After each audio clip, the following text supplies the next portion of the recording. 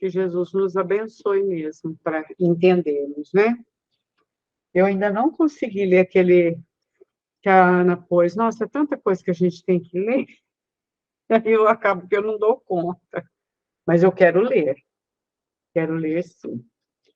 Bom, gente, está muito bom. Você não veio semana passada, né, João?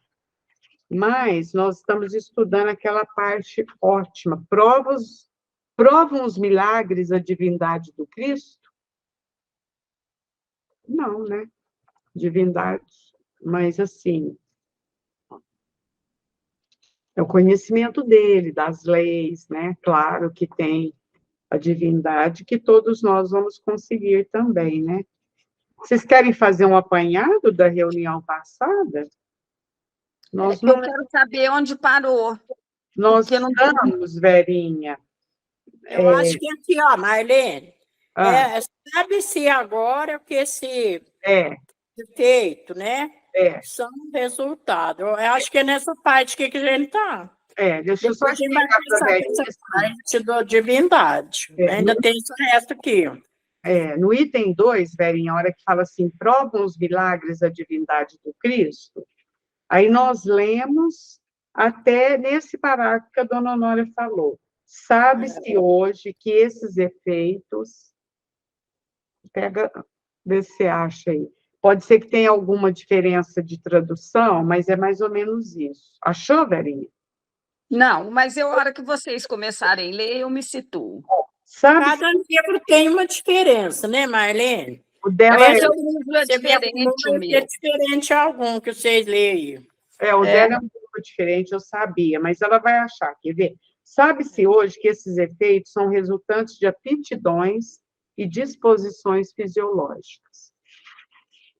Então, aqui, nessa parte que nós lemos, né, que é provam os milagres da divindade do Cristo, nós estudamos isso, até nós fomos estudando bastante, a Ana, como sempre, contribuiu bastante, né, trouxe outros conhecimentos fora daqui que ela já tem, inclusive, quando ela viajou lá, né, em Jerusalém, a Maria chegou, que o próprio padre falou sobre a virgindade de Maria, que eles foram fazer a oração, aí surgiu uma luz, então é porque ela era virgem, né? Eu até acredito que tenha aparecido essa luz, mas em virtude, às vezes, da presença dela, né? Da manifestação da sua espiritualidade, porém não da sua virgindade, né? Então, podemos continuar? Ô, João, você está com o texto aí? Marlene, ele falou que foi a luz do sol que incidiu. Aí Ah, eles interpretaram aquilo como se fosse um aviso. um aviso. Eu achei, Ana, que fosse uma luminosidade, eu ainda pensei, Não, foi a luz do sol. a luz do sol. Você está com o texto aí, João? Não estou. Eu posso tentar encontrar pela internet, mas vai levar um tempinho. Não, então, deixa. Você incomoda de ler um pouquinho, Ana? Só vou abrir essa janela aqui, que está um calor, e eu estou aqui com essa janela fechada, agora que eu me dei conta. E já chego, é rapidinho, mas estou aqui mesmo ouvindo vocês. Nós paramos no primeiro, nós vamos iniciar agora, primeiro, segundo, terceiro, no quarto parágrafo da página 106. Quarto parágrafo da página 106.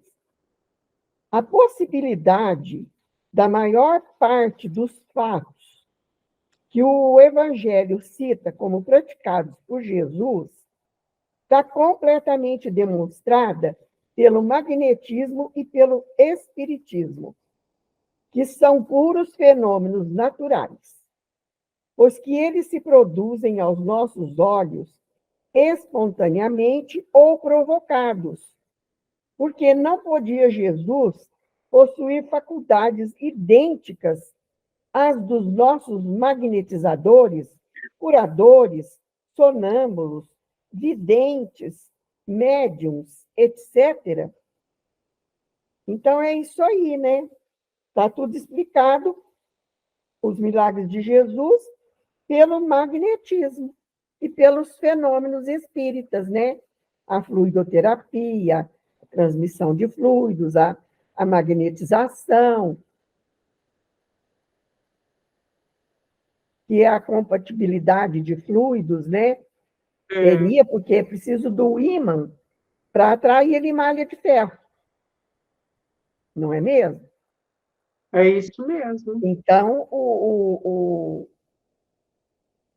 doente vai atrair, é como se o doente fosse o ímã que atrai a limalha de ferro, que são os fluidos, Uhum. atrai para si. E ele, pela sua fé, ele promove a cura. Porque eu sempre bato na tecla seguinte, não sei se eu estou certo. Jesus não disse eu te curei. Ele disse a tua fé te curou. Então, É é verdade. a receptividade que o doente dá para os fluidos. Aí ele é atingido plenamente e obtém a cura. É isso mesmo. Ele sempre usava essa expressão, né?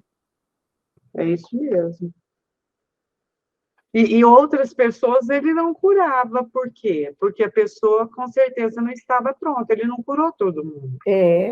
Não curou todo mundo, né? Então, tem que ter essa receptividade. É. Você quer que eu leia agora, Ana? Pode ler. Eu acho que aqui no meu está dando um pouquinho de diferença. Você conseguiu encontrar aí, dona Honório? A tradução é diferente É. do seu. Eu consegui. Eu consegui achar, porque eu marquei com a caneta, né? Aquele trecho, antes desse que a Ana falou, um trechinho, né? Eu vou ler o anterior, Ana, porque acho que é isso aí. Vamos ver, quer ver? Sabe-se hoje que esses efeitos são resultantes de aptidões e disposições fisiológicas especiais que se produziram em todos os tempos, em todos os povos, e foram considerados sobrenaturais, como tantos outros cuja causa era desconhecida. Isso explica porque todas as religiões apresentam milagres que não passam de fatos naturais, exagerados até o absurdo pelas crendices, pela ignorância e pela superstição, e que estão reduzidos ao seu justo valor graças aos conhecimentos modernos que permitiram relegá-los ao domínio da lenda. É isso aí, né? Dona Honória marcou aí, então por isso que eu reli. Aí essa parte que a Ana leu, eu vou repetir. A possibilidade da maioria dos fatos que o Evangelho cita como tendo sido realizados por Jesus está hoje plenamente demonstrada pelo magnetismo e pelo espiritismo, que os consideram fenômenos naturais. Visto produzirem-se aos nossos olhos, quer espontaneamente, quer provocados, não há nada de anormal no fato de Jesus ter possuído faculdades idênticas à dos nossos magnetizadores, curadores, sonâmbulos, videntes, médiuns, etc. Desde que essas faculdades se encontram em diferentes graus em uma multidão de indivíduos que nada têm de divino, encontrando-se igualmente em hereges e idólatras. Não se lhes pôde absolutamente atribuir uma natureza sobre-humana. É interessante que nós estamos estudando na quarta sobre o magnetismo, e tem médicos que curam, e às vezes são vaidosos, são prepotentes, às vezes são grosseiros com as pessoas, né? Por quê? Porque eles têm esse magnetismo e têm, vamos dizer assim, entre aspas, esse poder, né? Essa possibilidade da cura.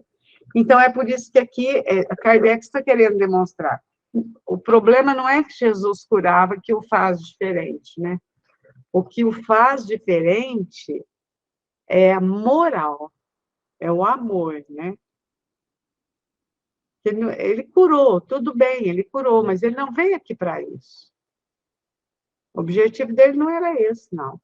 Eu penso, vê se vocês concordam comigo, que às vezes também ele fazia as curas, primeiro porque a pessoa também tinha, igual a Ana Luísa falou, tinha essa predisposição também a acreditá-lo, para às vezes chamar a atenção, mas o objetivo de Jesus não era esse, não. O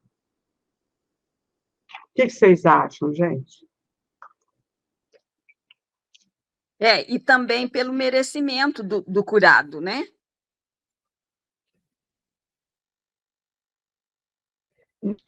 Eu acredito que esse Eu acho que merecimento... se mereceu, né? É. Às vezes não merece, né? Não tem aquela fé igual ele falou, tua fé te curou, o outro não tinha fé, não foi curado, né? Então, eu concordo com a dona Honória. Esse merecimento é pela receptividade, é pela fé, unicamente pela fé. É verdade, é isso mesmo. Porque ele não curou todos, como a Marlene disse, ele curou aqueles que tinham fé. É interessante, né? A mulher que sangrava já fazia 13 anos, né? Que ela sangrava e não sarava, né? Ela só segurou na veste dele e sarou, né? Que fé maravilhosa, né? Nossa, é mesmo, Então, hein? Aquela mulher lá. Isso aí prova, né? Que o merecimento é pela fé. Eu ouvi, teve o congresso de Uberlândia recentemente, está fazendo acho que uns 15 dias. E eu ouvi algumas coisas. E eu ouvi uma palestra do Sandro, ele conta que foi uma senhora num consultório de um médico. E ele fez os exames, tudo, né? Depois das queixas que ela apresentou, e ele viu que ela estava altamente... tinha um câncer muito sério. Câncer muito sério. Mas antes, ela falou assim para ele, olha, eu vou te falar uma coisa. Minha mãe morreu faz tempo, meu pai morreu, meu marido morreu, largou, não sei, e eu tenho 5 filhos pequenos, e eu não posso morrer. Eu não posso morrer. Eu tenho que criar esses filhos, porque não tem ninguém. Se eu morrer, meus filhos estão perdidos. Aí, diante daquela fala, o médico ficou assim, tão tocado, né? E falou assim, gente, eu nem vou falar para ela, e nem o que eu vou fazer. Eu vou dar uns remédios aqui para ela, remédios paliativos, tal, né? Tudo bem. E aí é médico, eu acho que novato, aí muda de cidade, foi para outra cidade, diz que até esqueceu da mulher. Quando ele voltou para a cidade dele, já depois de muito tempo, ele estava numa feira livre e viu a mulher. Ele falou, gente, não é possível, essa mulher não morreu, ou eu estou vendo o espírito agora? Mas nisso disse que ela gritou ele, doutor, e aí todo mundo se movimentou e falou, ela está encarnada assim, né? Aí ela chegou perto dele, cumprimentou tudo, ele falou assim, mas e aí, você tomou aqueles remédios que eu te dei, né? Porque ele falou, gente, aqueles remédios eram paliativos só. Ele falou, doutor, como que eu ia comprar aqueles remédios se eu não tinha dinheiro? O que eu fiz? Ela fez igual o Bezerra, né? Ensinou. Piquei aquela receita em pedacinho, pequenininho, pequenininho, pequenininho, e fui tomando com água, e eu tô curado. Ele falou, então... Gente, é milagre? Não, foi fé dela, né, Ana? Merecimento, né? Porque você vê, de cara ela já falou para o médico, eu não posso morrer, porque eu tenho 5 crianças e não tem ninguém que cuide deles. Eu falei, gente, é possível, né? Pode falar, Ana. Isso aconteceu comigo, né, Marlene? Só que eu não disse isso para o médico da Terra, porque ele não me desenganou assim, para mim, né? Mas depois de eu curada, ele falava sempre que ele me encontrava. Milagre, filha. Mas eu pedi para o maior dos médicos, que era Jesus, né? Pedia para o Pai que eu não podia morrer. Senão, como é que as minhas filhas iam ficar E eu pedia com fé, e eu estou aqui até hoje, numa doença que não tinha cura. Então, É mesmo. eu sou o exemplo vivo disso aí. Igual essa mulher que ele conta o caso, ela falou para o médico, mas na realidade o pedido dela era para Deus, né? Eu acho, assim, naquela fé dela. E ele acabou meio que tapeando ela, achando, né? Que ele sabia tudo e que ia tapear. Mas ele caiu do cavalo. Que a hora que ele viu a mulher, ele falou, não é possível que essa mulher está viva. E o doutor Cleomar falava para mim, ele falava, Então, filha, é igual a água da bica. milagre não existe, mas foi milagre. É igual a água da bica, né? Jesus, Eurípides deu o remédio, o homem bebeu no caminho, né? Estava com sede. Chegou na casa dele, parou a água da bica na garrafinha, mandou ela beber, ela sarou. Tá vendo como é que é? Né? É muita fé, né? Quando a pessoa merece e tem fé, né, dona Leonora? A Ana Luísa sempre contou essa história, e eu sou testemunha. É verdade. Mas a Isa hoje não entrou. A Isa, ela tá a filha dela chegou com os netos. Ah, chegou. Ela pediu Por isso que ela ligou. Ela pediu para benzer os meninos. Ela pediu para avisar. Bom, então vamos continuar, gente. Olha que interessante, né? É realmente a fé da pessoa, o merecimento, né? A pessoa, igual a Ana, pediu com tanta fé, essa senhora que eu contei também, que eu nem sei quem é, e aí fala, meu Deus, né? A cura veio. Então, vamos continuar. Eu creio que o merecimento é pela fé, em primeiro lugar, e em segundo lugar, com quem está quite com a lei, que provocou aquela doença, né? Você está quite com aquilo. A doença veio como um desafio para justamente provar a fé. Eu penso assim. Deve ser isso mesmo, né? Deve ser isso. Aí, você vê, eu fui contar o caso que eu já tinha até esquecido dessa mulher, é a mesma coisa. Foi a mesma coisa. Porque, gente, eu acho que todas nós aqui, com exceção do João, né? Mas vai chegar a vez. A gente, quando tem as crianças, nossa, você não quer morrer, não, gente. Tanto é que quando desencarna uma mulher que deixa a criança pequena, mas aquilo eu fico com tanta pena. Mas corta meu coração. Então, Marlene, era o que me atormentava, era isso. Porque ele não falou que eu ia morrer, mas eu sentia. Eu estava muito mal, né? Aí eu pedi a minha cura, pedia com fé mesmo. E tomava água fluidificada com fé. E eu falava assim, gente, quem que vai ficar com as minhas filhas? É lógico que ia ter quem ficasse, né? Falava, meus pais já são idosos. Como é que vai ser? O que vai ser delas? Então, é isso aí, ó, eu consegui. É verdade. Para uma mãe, eu acho que não tem coisa pior. É o que o Frankel fala, do sentido. Nós precisamos ter o sentido, né? E Frankel, até no livro dele, cita a frase do Dostoiévski, que quem tem um porquê suporta todo qual, né? Então, a gente suporta, a gente se resigna, nossa fé nos leva além quando a gente tem algo além para crer, algo além pelo que lutar. Muito bem lembrado, João. É isso mesmo. Muito bem lembrado. Quem tem um porquê suporta todo o qual? Não conhecia, não. Então, vamos continuar, né? Se o próprio Jesus qualificava seus atos de milagres, é que nisso, como em muitas outras coisas, devia adaptar sua linguagem aos conhecimentos de seus contemporâneos. Como poderiam eles apreender o sentido de uma palavra que até hoje nem todos compreendem? Para o vulgo, as coisas extraordinárias que ele fazia e que pareciam sobrenaturais naquela época, e até muito depois, eram consideradas milagres, e não podia dar-lhes outro nome.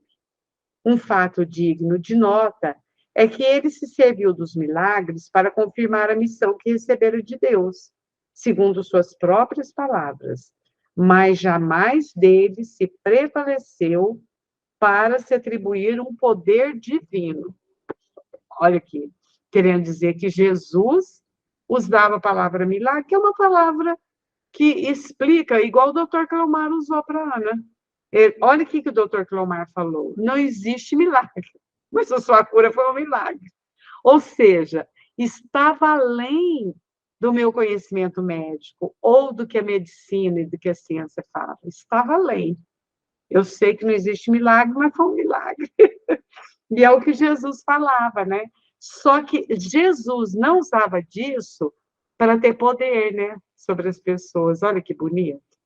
Ele não usava disso. E aqui Kardec vai mostrando mesmo, né, as qualidades, né, do nosso mestre Jesus. Olha lá, segundo suas próprias palavras, mas jamais deles, né, dos milagres, se prevaleceu para atribuir um poder divino, ou seja, ele não usava disso para se sobrepor. Não usava. Tanto é que a Ana lembrou bem que ele dizia, a tua fé te curou. Ou seja, ele jogava para o outro. E que é um fato. Porque se ele fosse outro, ele poderia falar, tá vendo? Eu sou poderoso, eu te curei. Ele nunca falou isso. Nunca falou isso. Bonito, né? Isso é interessante. Eu nunca tinha pensado nisso, gente, honestamente.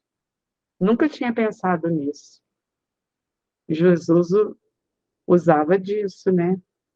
Muito legal.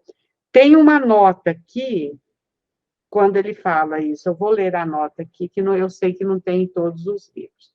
Para o desenvolvimento completo da questão dos milagres, vide a Gênese segundo o Espiritismo, no capítulo 13 e seguintes, onde são explicados todos os milagres do Evangelho de acordo com as leis naturais. Nós estudamos isso na Gênese. Aí Kardec vai explicando que não são milagres, né? Pode falar, dona Honória. Então, Marlene, antes de ontem eu li essa página e pensei, a gente tinha que ler esse aqui, né? Para completar, né?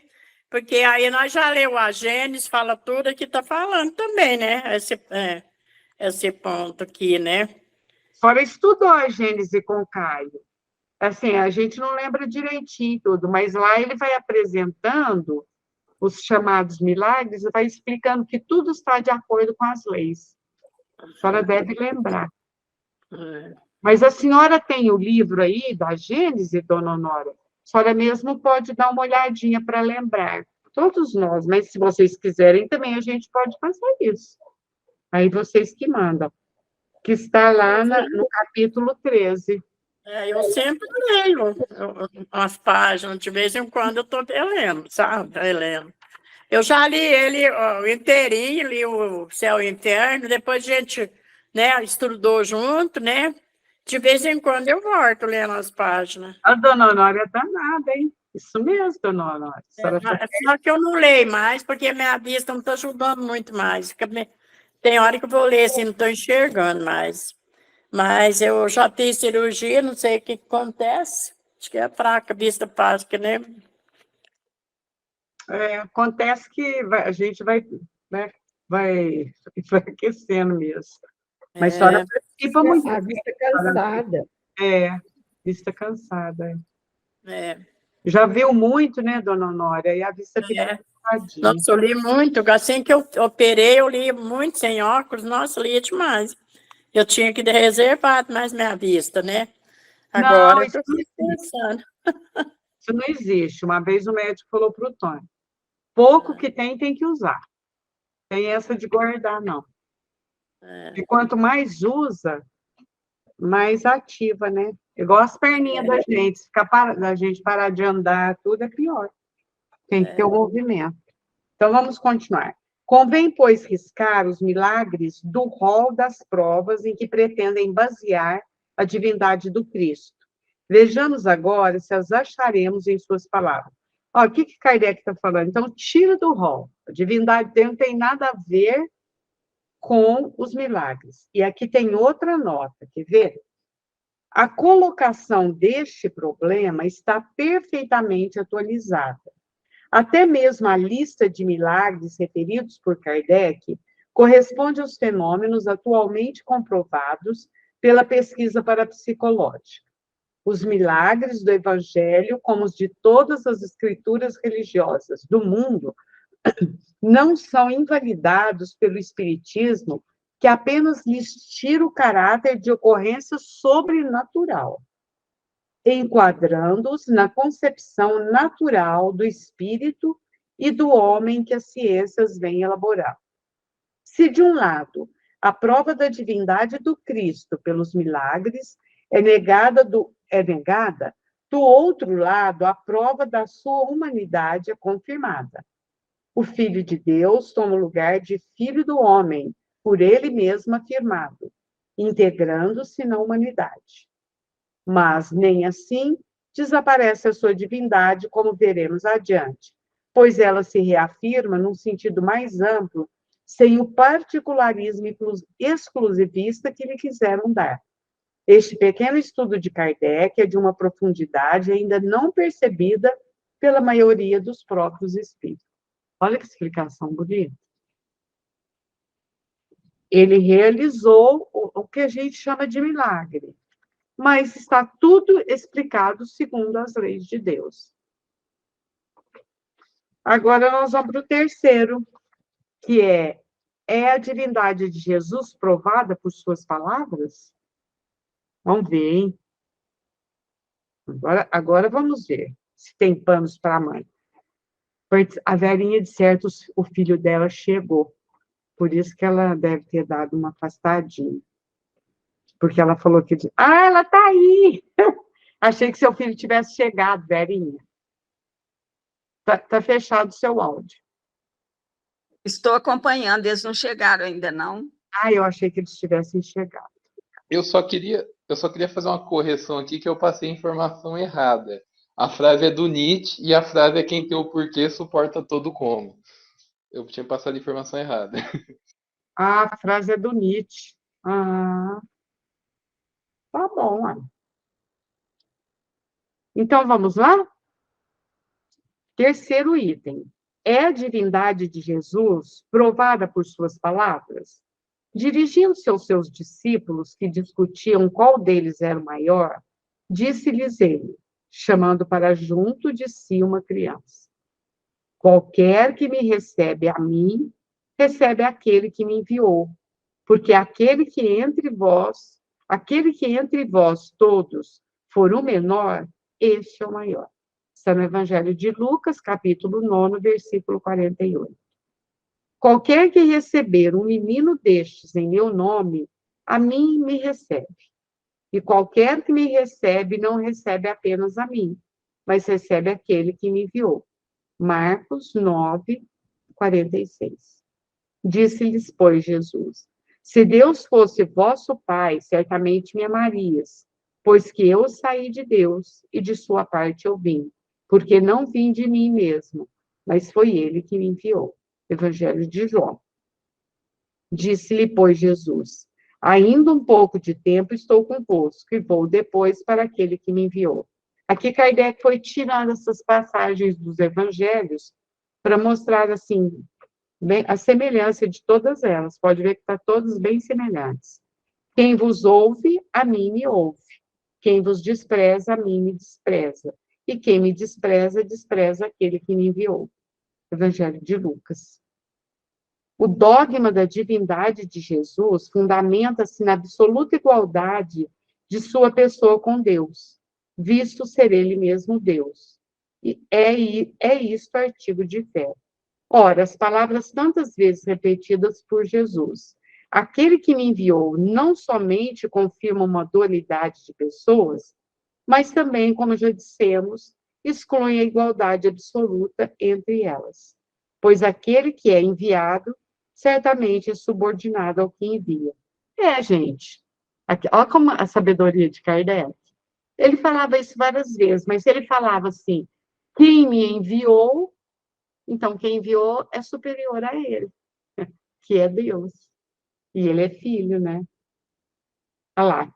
Quem é enviado certamente é subordinado ao que envia. Obedecendo, pratica um ato de submissão. O embaixador, referindo-se ao seu soberano, dirá: meu senhor que me envia. Mas se é o soberano que vem em pessoa, falará em seu próprio nome, não dirá aquele que me enviou, pois ninguém pode enviar-se a si mesmo. Jesus o afirma em termos categóricos com essas palavras: não vim por mim mesmo, mas foi ele que me enviou. Essas palavras, aquele que me despreza, despreza aquele que me enviou, não implicam absolutamente igualdade e muito menos identidade. Em todos os tempos, o insulto feito ao embaixador foi considerado como feito ao próprio soberano.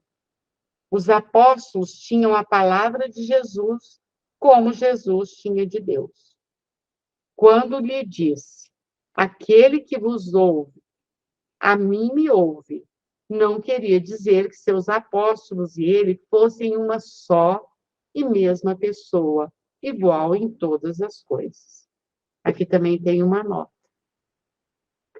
Aí, quando ele vai falando aquele que me enviou, ou seja, está acima de mim, é o Pai, é o Senhor, é Deus, né? Porque, deixa eu ler essa nota do revisor. Esta comparação da posição de Jesus em relação a Deus e da posição dos apóstolos em relação a Jesus é um verdadeiro achado de Kardec. Com base nas próprias palavras evangélicas, o dogma absurdo da unidade pessoal desaparece. É essa forma de divindade que o Espiritismo não reconhece, nem pode reconhecer em Jesus. Fazer do enviado o próprio Deus é hoje, mais do que nunca, inaceitável. Nossa concepção atual de uma inteligência suprema, Deus, criador e mantenedor do universo, não pode aprovar a confusão que pretende fazer de Jesus uma encarnação de Deus, uma manifestação integral do infinito no finito. A divindade de Jesus está em sua superioridade espiritual em relação aos homens na condição sobre-humana do seu espírito e não do seu corpo, da sua encarnação. Ele tem divindade porque ele é um ser elevado, mas ele não é, como diz, a emanação direta de Deus. É isso, gente. Se quiserem complementar aí, parece que está bem claro, mas talvez seja bom a gente trocar mais umas figurinhas sobre isso. Porque Jesus, uma hora, fala também, eu e o Pai somos um. Que tem pessoas que falam lá, tá vendo? Ele fala, eu e o Pai somos um. Mas é uno nas ideias. Nas ideias. Né? Mas ele é o Filho. Ele sempre se mostrou como Filho. O que vocês querem falar sobre isso, gente?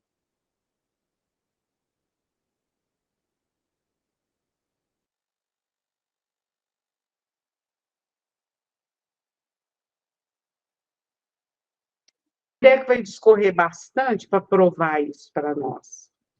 Muito claro, né, Marlene? Está muito claro. Isso que eu estou achando. Os exemplos que Kardec deu, né? Primeiro ele toma a criança, né? Como exemplo. Né? A criança é filha do pai, não é? Mas ela não é igual ao pai. Ela não tem a mesma identidade do pai. É outra identidade. Ele começa por aí. E vai até provar, né, de onde procede essa divindade de Jesus. É a centelha divina que ele traz.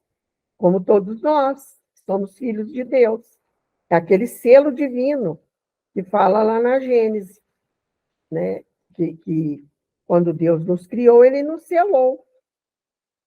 Colocou em nós o seu selo.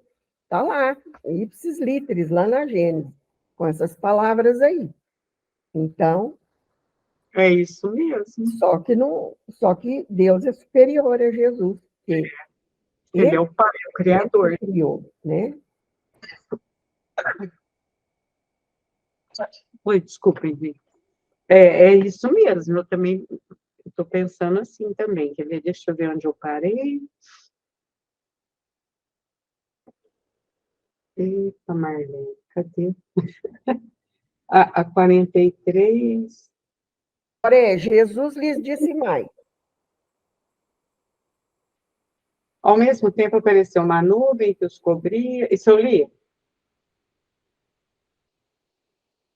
Ai, gente, cadê o número 43 que eu parei para ler? Ué, tô doido. Ei, Marlene. Que cabeça de barro. Você parou assim, ó. Se Deus fosse vosso Pai, vós certamente me amaríeis, porque eu saí de Deus e vim. Porque não vim de mim mesmo, mas foi de quem me enviou. Aí você foi ler... A nota, né? Aí você foi ler Isso, Ana. Puxa, obrigada. É porque até tem vários números aqui, eu fiz confusão. Continuando, então. A dualidade das pessoas, assim como a posição secundária e de subordinado de Jesus com relação a Deus, ressaltam, além disso, sem possibilidade de equívoco, das seguintes passagens. Ah lá, ele vai pegar outras passagens agora, para ficar mais claro ainda. E vós sois os que sempre tendes permanecido comigo nas minhas tentações. E por isso que eu vos preparo o reino, como meu Pai me preparou. Ó, como meu Pai me preparou. Jesus está sendo claro. Hora nenhuma, Kardec foi bem sábio mesmo, né? Foi pegando esses trechos que Jesus vai deixando claro. Para que comais e bebais a minha mesa no meu reino e vos assenteis sobre tronos para julgar as 12 tribos de Israel. Está no Evangelho de Lucas, né? Cita aqui o capítulo 23, versículos 28, 29 e 30. Eu vos falo do que vi junto de meu Pai, e vós fazeis o que viste junto de vosso Pai. Evangelho de João, capítulo 8, versículo 38. Ao mesmo tempo, apareceu uma nuvem que os cobriu, e dessa nuvem saiu uma voz que pronunciou essas palavras: Este é o meu filho bem-amado, escutai-o. Também está na Transfiguração no Evangelho de Marcos. Quando vier o Filho do Homem, sua majestade, e todos os anjos com ele, então se sentará no trono de sua glória. E, estando todas as nações reunidas, separará uma das outras, como o pastor separa dos bodes as ovelhas. E porá as ovelhas à sua direita e os bodes à sua esquerda. Então dirá o rei para os que estiverem à sua direita: Vinde, benditos de meu Pai, possuir o reino que vos foi preparado desde o começo do mundo. Está no Evangelho de Mateus. Todo aquele que me confessar e me reconhecer diante dos homens, eu reconhecerei e confessarei diante de meu Pai que está nos céus. E todo aquele que me negar diante dos homens, também eu mesmo o negarei diante de meu Pai que está nos céus. Evangelho de Mateus. Olha que interessante, né, gente? Aqui ele vai citando todas essas passagens, Kardec vai citando todas essas passagens, para provar que Jesus deixa claro que ele não é Deus. Ele não é Deus, né? Ora, eu vos declaro que todo aquele que me confessar e reconhecer diante dos homens, o Filho do Homem reconhecerá diante dos anjos de Deus. Mas, se alguém me negar diante dos homens, eu o negarei também diante dos anjos de Deus. Evangelho de Lucas, 12, 8, 9.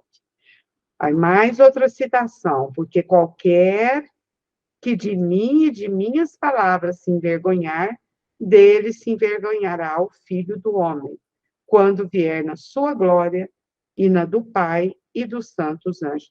Ô, Ana, por que ele fala mesmo Filho do Homem?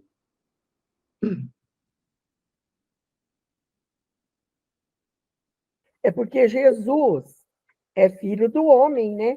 Isso. É o arquétipo homem-deus. Para mostrar isso, né? É. Tá certinho. Ele é filho de Deus, mas é também filho do homem. Filho do homem. Para mostrar que ele encarnou aqui e tal, né? Teve, igual todos nós, né?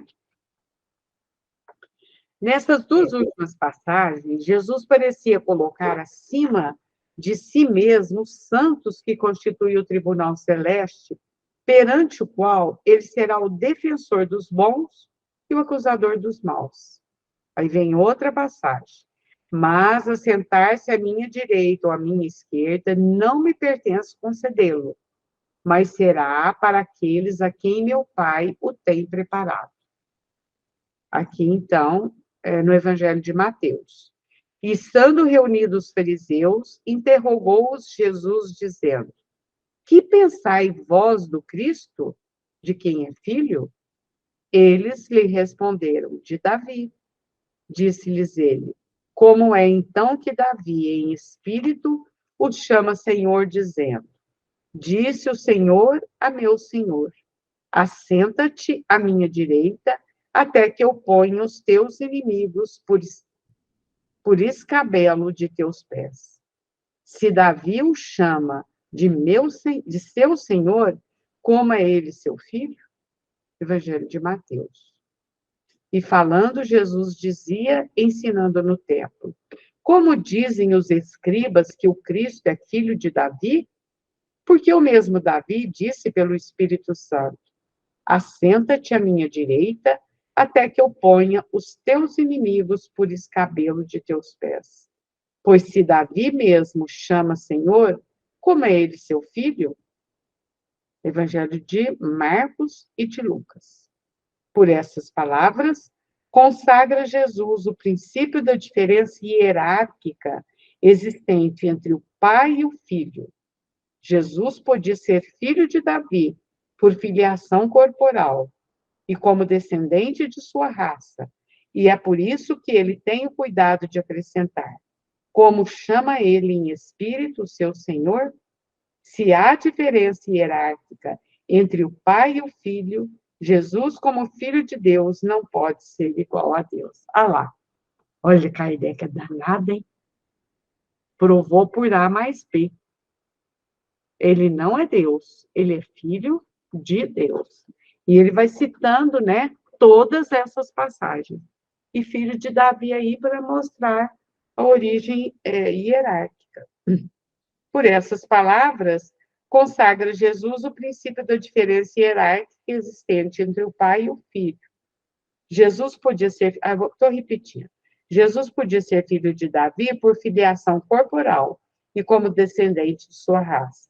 E é por isso que ele tem o cuidado de acrescentar: Como chama ele em espírito seu Senhor? Se há diferença hierárquica entre o Pai e o Filho, Jesus, como Filho de Deus, não pode ser igual a Deus. Jesus confirma essa interpretação e reconhece sua inferioridade com relação a Deus em termos que não permitem equívoco.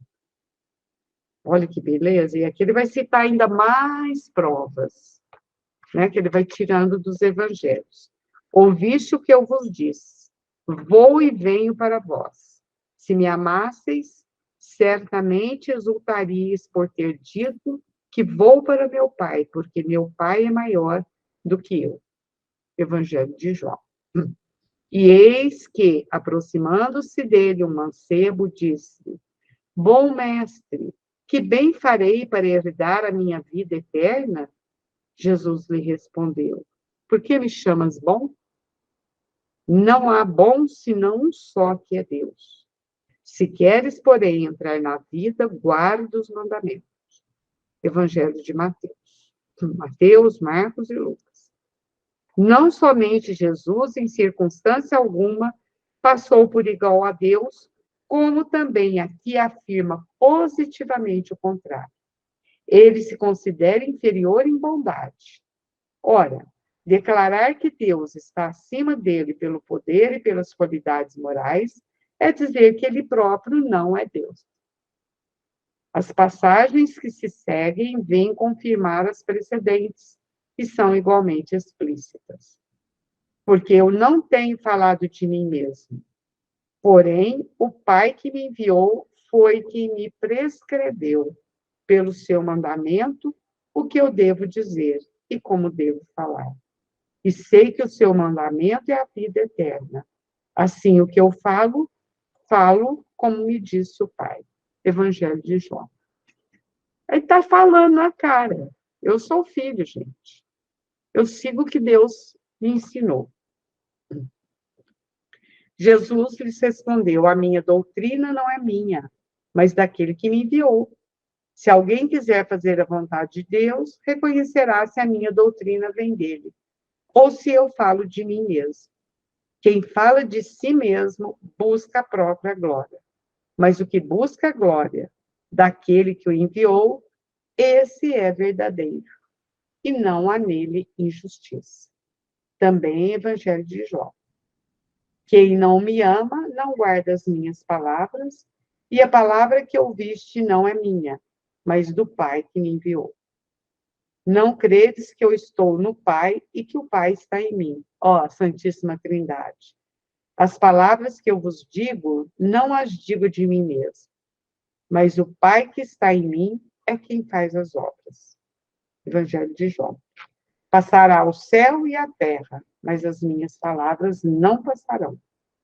Porém, naquele dia e hora, ninguém sabe, nem mesmo os anjos do céu, nem mesmo o Filho, mas apenas o Pai. Evangelho de Mateus, Marcos. Nossa, e ele vai citando aqui, ó, ele tá que cita. É quase que só citação do Evangelho, né? Mas se vocês quiserem parar, pode parar. Pode parar. Pode me interromper, quer dizer. Disse-lhes, pois, Jesus: quando levantardes o Filho do Homem, então conhecereis quem eu sou, porque nada faço por mim mesmo, mas falo apenas o que meu Pai me enviou. E aquele que me enviou está comigo. O Pai não me tem deixado só, porque faço sempre o que lhe agrada. Lógico, gente, ele é o governador do planeta. Ele veio com uma tarefa, com uma missão. Então, ele vai fazendo questão de mostrar aqui que ele faz o que o Pai mandou, né? Desci do céu, não para fazer a minha vontade, mas a vontade daquele que me enviou. Olha quantas provas, Evangelho de João. Eu não posso de mim mesmo fazer coisa alguma, como ouço ainda julgo. E o meu juízo é justo, porque não busco a minha vontade, mas a vontade do Pai que me enviou. Evangelho de João. Mas eu tenho maior testemunho do que o de João, porque as obras que meu Pai me deu o poder de fazer, as mesmas obras que eu faço, dão por mim testemunho de meu Pai que me enviou. Evangelho de João. Porém, agora procurais matar-me a mim, um homem que eu vos tenho falado. A verdade que ouvi de Deus é o que Abraão nunca fez. Evangelho de João. Desde que ele nada diz de si mesmo, que a doutrina que ensina não é sua, mas vem de Deus, que lhe ordenou que viesse tomá-la, torná-la conhecida, que só faz o que Deus lhe deu o poder de fazer, que a verdade que ensina aprendeu-a de Deus e cuja vontade se submete, é porque ele não é o próprio Deus, mas um seu enviado, seu Messias, seu subordinado. É impossível negar de maneira mais positiva qualquer assimilação à pessoa de Deus e determinar em termos mais precisos seu principal papel neste mundo. Não são pensamentos ocultos sob o véu da alegoria, e que só se desvendam à custa de interpretação. É o sentido próprio expresso, sem ambiguidade. Olha aqui, Kardec cita, né? Todas as falas de Jesus que ele fala, meu Pai que me enviou, isso não é meu, tal. Então, aí Jesus, aí Kardec agora vem e fala, né, gente? Está mais do que provado por ele próprio, pelas palavras de Jesus, que ele não é Deus. E por que algumas religiões insistem em falar que ele é Deus? É porque não atentam, né, as frases. Se objetarem que Deus, não querendo que o reconhecesse na pessoa de Jesus, procurou disfarçar sua identidade, perguntaremos. Aqui é Kardec agora. Em que se baseia tal opinião? Quem tem autoridade para sondar o pensamento de Deus e dar às suas palavras um sentido diverso daquele que expressam? Visto que, enquanto Jesus viveu, ninguém o considerava como Deus. É mesmo, né? É verdade. E encaravam-no como o Messias. Se quisesse ele ocultar sua divindade, bastaria que se calasse. Do que ele espontaneamente afirmou, conclui-se que não era Deus, e que, se o fosse, estava voluntária e desnecessariamente dizendo uma verdade. Pode falar, Ana. Essa confusão aí de Jesus sendo Deus começou lá no século III, já na Alta Idade Média, no início da Idade Média, é que surgiram aquelas heresias, as chamadas heresias, né? E uns contestavam essa divindade, outros afirmavam, aquelas heresias que eu coloquei para vocês lá, na outra semana, né? E é isso aí. Então, só na Idade Média é que começou, no início da Idade Média, é que começou essa confusão. Aí, quando a gente lê o livro Quando Jesus se tornou Deus, nós vamos saber, né, direitinho essa história aí. Por que foi, né, Ana? Que as pessoas começaram a inventar isso. E Kardec aqui prova com frases do próprio mestre, né?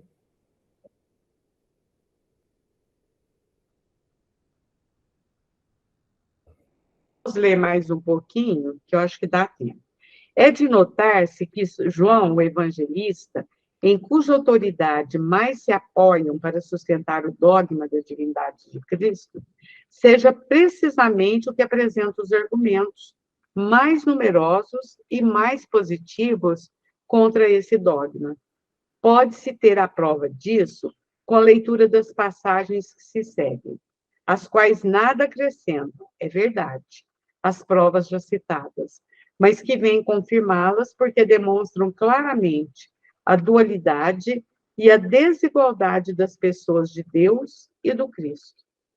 Por esse motivo, aí vai provar outra vez, os judeus perseguiram a Jesus e procuravam matá-lo, porque fazia essas coisas no sábado. E Jesus lhes respondeu, meu Pai obra até agora, e eu obro também. É porque Jesus foi afrontando, né, aqueles costumes lá.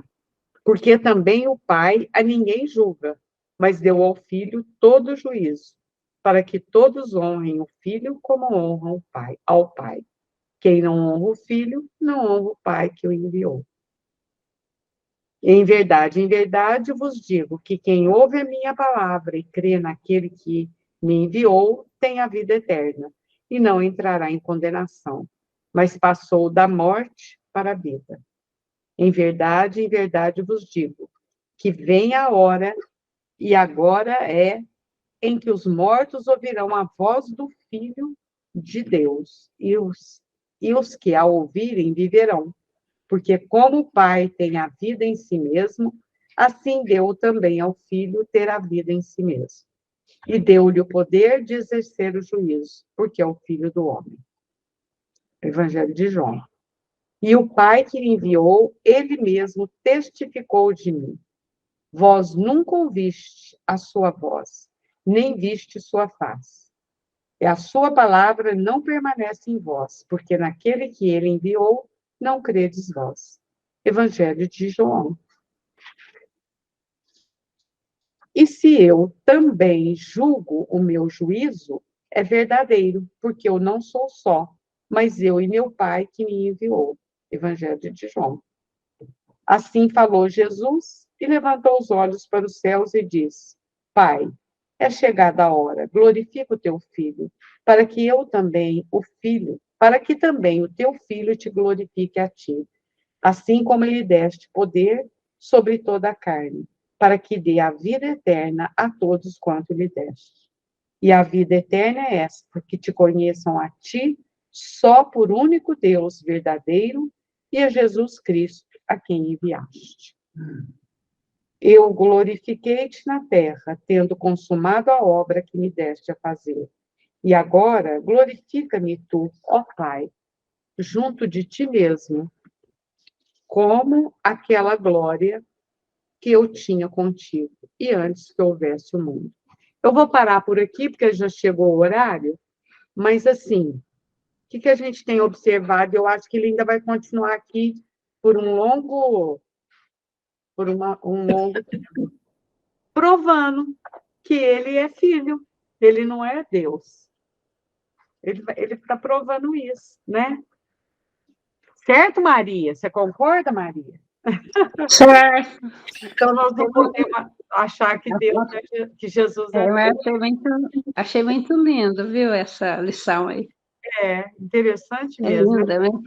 É. Pelo jeito de falar, assim, né? É. Eu tinha que valorizar mais, né, esses ensinamentos dele. É verdade. Foi prática mesmo. É muito lindo. Pega firme ali e vai provando isso. É. Muito bom. Gostou, dona Honória? Gostou, né? A dona Honória até bate palma. Ah. Gostou também, João? É sempre muito proveitoso, né? Eu gosto muito. Muito proveitoso. A Ana, eu sei que gostou também, eu também, a Ana bateu palma.